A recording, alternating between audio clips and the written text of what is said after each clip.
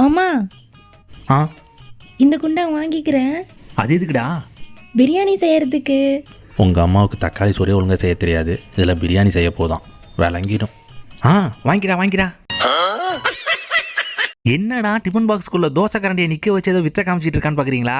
வாங்க என்ன நடக்குதுன்னு சொல்கிறேன். ஃப்ரெண்ட்ஸ், இண்டிபெண்டன்ஸ் டேக்காக ஸ்கூலில் பார்த்தீங்கன்னா ட்ரைகலர் ஆக்டிவிட்டி ஃபுட்டில் கொடுத்துருந்தாங்க. பார்த்தீங்கன்னா அம்மாலாம் வந்து எல்லாத்தையும் ரெடி பண்ணிட்டாங்க. உள்ளே அமைக்க வச்ச மட்டும் தான் நான். அம்மா வந்து பார்த்தீங்கன்னா கேரட் ரைஸ் செஞ்சுருக்காங்க, நெய் சாதம், இடத்துல புதினா சாதம். பார்க்கறதுக்கு எப்படி இருக்குது ஃப்ரெண்ட்ஸ்? நம்ம கொஞ்சம் காமிச்சு நல்லா இருக்கு ஃப்ரெண்ட்ஸ். காய் கொடுக்கலாம்.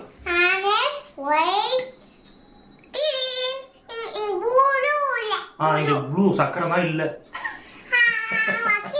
வைக்கணும்.